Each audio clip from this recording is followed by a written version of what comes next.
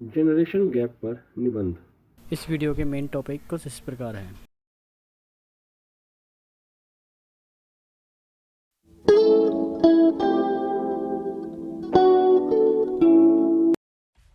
Subscribe कीजिए हमारे channel को और बेल आइकॉन को दबाइए हमारी लेटेस्ट वीडियो सबसे पहले देखने के लिए। प्रस्तावना। जनरेशन अंतर से तात्पर्य दो पीढ़ियों के बीच के अंतर से है। समाज निरंतर गति से बदलता है, इसलिए जीवन शैली, विचारधारा, राय, विश्वास और लोगों के समग्र व्यवहार भी समय के साथ बदलते हैं। यह परिवर्तन नए विचारों को जन्म देता है और अनुचित रूढ़िवादिता को तोड़ता है और इसके बदले में समाज पर सकारात्मक प्रभाव पड़ता है। हालांकि कई बार यह दो पीढ़ियों के बीच संघर्ष का एक कारण बन जाता है। पीढ़ी के अंतराल की वजह से माता पिता और बच्चों के रिश्ते अक्सर प्रभावित होते हैं। यह देखा गया है कि माता पिता बच्चों पर अपने मूल्यों और विचारधाराओं को लागू करने की कोशिश करते हैं, जबकि बच्चे खुद की एक अलग दुनिया की खोज करना चाहते हैं। पीढ़ी के अंतराल के कारण कई रिश्तों में टकराव की स्थिति देखी गई है। कई अभिभावकों और बच्चों में उनके मतभेदों के कारण मनमुटाव होता है, जिन्हें उन्हें समझना चाहिए कि यह स्वाभाविक है, क्योंकि उनके बीच एक पीढ़ी का अंतर है। विज्ञान और प्रौद्योगिकी के क्षेत्र लगातार विकसित हो रहे हैं और यह भी लोगों, उनके विश्वासों, विचारों और उनके समग्र व्यवहार के जीवन का तरीका है। इस प्रकार विभिन्न पीढ़ियों के लोग अलग अलग व्यवहार करते हैं और उनकी अपनी स्वयं की विचारधाराएं हैं, जिन्हें जनरेशन गैप के रूप में जाना जाता है। कैसे पीढ़ी का अंतर स्पष्ट है? विभिन्न पीढ़ियों से संबंधित लोगों को अलग अलग नाम दिए गए हैं।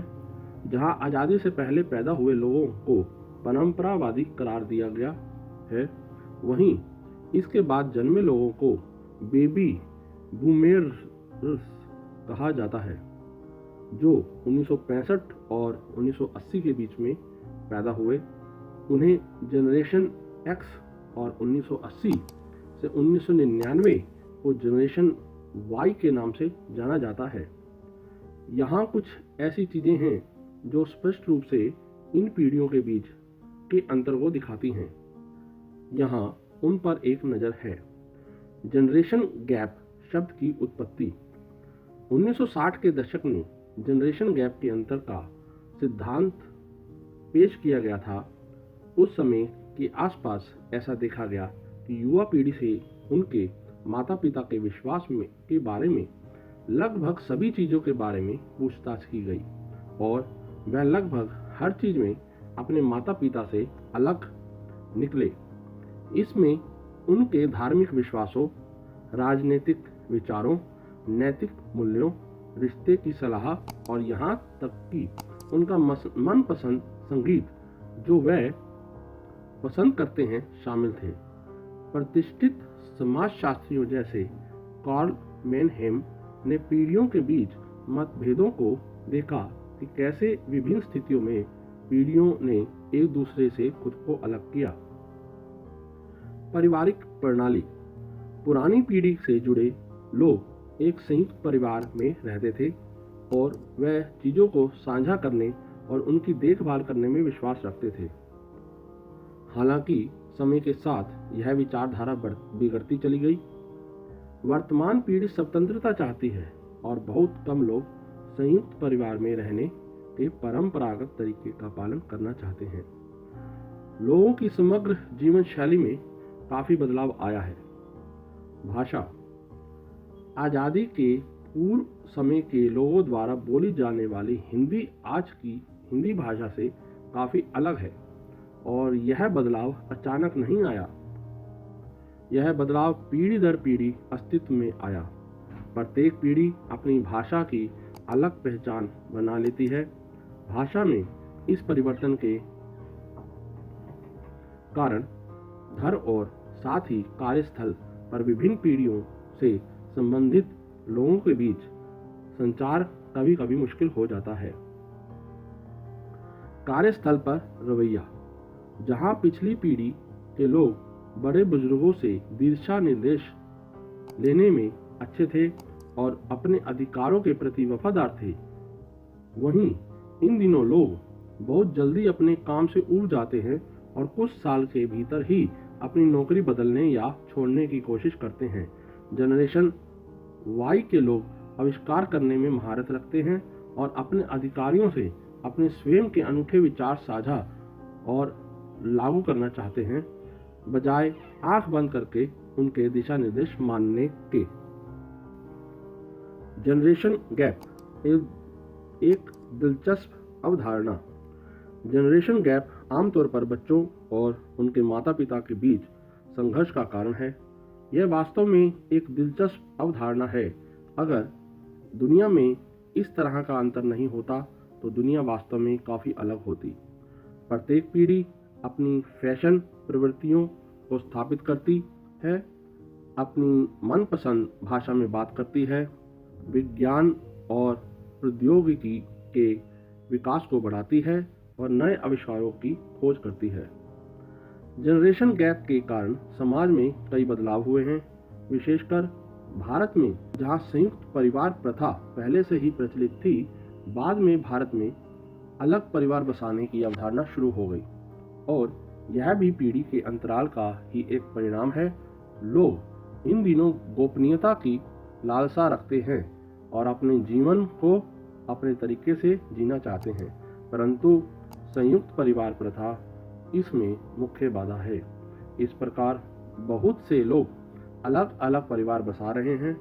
इसी प्रकार समाज के विभिन्न स्तरों पर होने वाले कई बदलाव जनरेशन गैप के परिणाम हैं। महिलाओं के प्रति व्यवहार। पुरानी पीढ़ियों की महिलाएं ज़्यादातर घर तक ही सीमित थी। उन्हें केवल एक दासी की तरह देखा जाता था जिसे घर का ख्याल रखना चाहिए, जबकि बाहर जाकर काम करना पुरुषों का काम था। हालांकि समय बदलने के साथ महिलाओं के प्रति समाज का रवैया भी बदल गया है। आज महिलाओं को अपनी पसंद के किसी भी क्षेत्र में काम करने और पुरुषों के साथ काम करने का अधिकार है। पीढ़ियों का वर्गीकरण। ऐसा देखा गया है कि अलग अलग स्थिति में विभिन्न पीढ़ी के लोग अलग अलग तरह से व्यवहार करते हैं। उनके दृष्टिकोण, विश्वास, विचार और सभी मान्यताओं के आधार पर पीढ़ियों को विभिन्न श्रेणियों में वर्गीकृत किया गया है।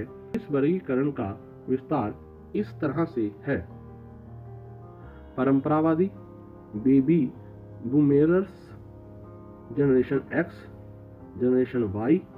इन पीढ़ियों में से प्रत्येक के बारे में संक्षिप्त जानकारी इस प्रकार है। परंपरावादी, यह लोग उस समूह से संबंधित हैं जो 1946 से पहले पैदा हुए थे और अभी 70 साल से ऊपर हैं। ऐसा कहा जाता है कि यह लोग आदेश का अच्छी तरह से पालन करते हैं और कुशलता से काम करके संतुष्ट हो जाते हैं। वे युवा पीढ़ियों के साथ अपने अनुभवों को बांटने और लोगों के आसपास होना पसंद करते हैं जो उनके ज्ञान और अनुभव की सराहना करते हैं। वे अपने अधिकारी के प्रति वफादार होने के लिए जाने जाते हैं।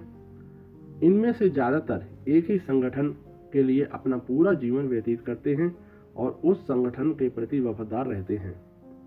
बेबी बूमेरर्स, ये लोग 1946 और 1965 के बीच में पैदा हुए थे। इस पीढ़ी के लोग कड़ी मेहनत करने वाले हैं, लेकिन ज़्यादातर फीडबैक से परिचित नहीं हैं। उन्हें पुरस्कार के रूप में पैसा और प्रचार भी चाहिए, क्योंकि इनमें से अधिकतर ऐशो आराम से नहीं जिए, इसलिए वे सुनिश्चित करते हैं कि उनके बच्चों को वह सब कुछ मिले जो वह चाहते हैं। वे चाहते हैं कि उनकी सराहना की जाए, वे चाहते हैं कि उनके अधिकारी और बच्चे यह समझें कि वह मूल्यवान और आवश्यक हैं। इन सभी चीज़ों की कमी उनके बीच असंतोष पैदा करती है। जनरेशन एक्स, इस पीढ़ी के लोग 1965 से 1980 के बीच में पैदा हुए थे। जनरेशन एक्स अपनी पहचान चाहता है। उनके लिए सबसे अच्छा इनाम समय बंद के रूप में है। वह चीज़ों को अपने तरीके से करना चाहते हैं और किसी भी नियम का पालन करना पसंद नहीं करते हैं। वह यह कहना चाहते हैं कि वे जिस तरह से चाहते हैं उस तरह से चीज़ों को कर सकते हैं। इनमें से अधिकांश लोगों ने अपने माता पिता दोनों को काम पर जाते देखा है और इस चीज़ का जो उन पर प्रभाव पड़ा है वह अच्छा नहीं था। इसलिए वह अपने परिवार के जीवन को अपनी नौकरी पर प्राथमिकता देते हैं। इस पीढ़ी के लोगों को ज़्यादा काम करने के लिए प्रोत्साहित किया जाता है। जनरेशन वाई, यह 1981 और 1999 के बीच में पैदा हुए लोगों का समूह है। इनमें से अधिकांश ने अभी काम करने की उम्र में प्रवेश किया है। यह समूह सार्थक काम में शामिल होने में दिलचस्पी लेता है और अपने काम के प्रति अपनी फीडबैक देने में भी आगे रहता है। इस पीढ़ी के लोग काफ़ी रचनात्मक होते हैं। वह रचनात्मक व्यक्तियों और उन स्थानों पर काम करना पसंद करते हैं जहां उनकी रचनात्मकता का पता लगाने की अनुमति होती है।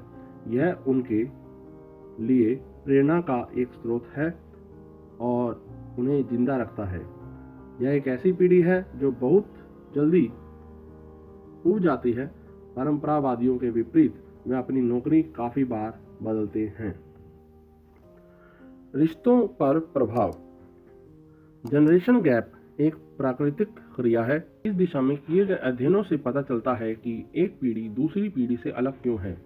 ऐसा कुछ है जो स्वाभाविक रूप से उनमें आता है और यह एक तरह से एक अच्छी बात है, क्योंकि इस तरह से मानव प्रजाति विकसित हो रही है।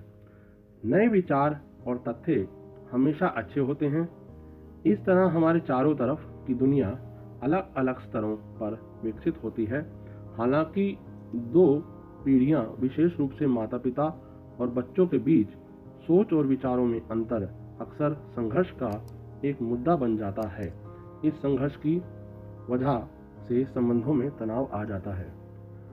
व्यवहार, माता पिता को अपने बच्चों से बड़ी उम्मीदें होती हैं। उनकी एक निर्धारित छवि है कि कैसे उनके बच्चों को उनकी परंपरा मूल्यों के साथ साथ उनके विस्तारित परिवार के अन्य सदस्यों से व्यवहार करना चाहिए। उन्हें लगता है कि वे जानते हैं कि उनके बच्चों को अपने जीवन में क्या करना चाहिए। अब समस्या तब होती है जब बच्चे के मन में एक अलग सोच बसी होती है, जो ज़्यादातर मामलों में होती है। ऐसा होने की वजह से संघर्ष शुरू होता है। यह कहना सही नहीं है कि माता पिता हर बार पूरी तरह से गलत हैं। वह बड़े हैं और निश्चित रूप से अपने बच्चों के लिए आदर्श निर्देशक हैं और कई बार वह अपने बच्चों के लिए सही निर्णय भी लेते हैं। हालांकि युवा पीढ़ी शायद ही कभी इस चीज़ को समझ पाए। यह दुख की बात है कि जनरेशन गैप कई रिश्तों में खटास का कारण रहा है। कैसे इस अंतर को भरा जाए? माता पिता का रिश्ता दुनिया में सबसे सुंदर संबंध है। इसका प्यार से पालन पोषण करना चाहिए और देखभाल के साथ संभाला जाना चाहिए। यह देखना जरूरी है कि कैसे ये रिश्ते जनरेशन गैप की वजह से कमज़ोर पड़ रहे हैं। ऐसा देखा जाता है कि पुरानी पीढ़ी हमेशा एक बेहतर निर्णायक और निर्णय निर्माता होने का दावा करती है और युवा पीढ़ी अक्सर खुद को अपराधी की तरह महसूस करती है। यह समझने का समय है जो भी कुछ वे करते हैं ना तो वह इसमें पूरी तरह से गलत हैं और ना ही पूरी तरह से सही हैं। वास्तव में इस मामले में सही और गलत की परिभाषा अलग अलग पीढ़ियों के लिए अलग है। इसके लिए स्वीकृति और समझने की आवश्यकता है। पुरानी पीढ़ी के लोगों को यह समझना चाहिए कि उनके बच्चे दूसरे युग में पैदा हुए हैं और इसलिए उनकी मानसिकता उनसे अलग है। माता पिता और दादा दादी को उनके नियमों और विचारों को अंधाधुंध रूप से लागू करने के बजाय ध्यान देना होगा कि उनके बच्चे क्यों अलग व्यवहार कर रहे हैं और अलग अलग राय क्यों रखते हैं।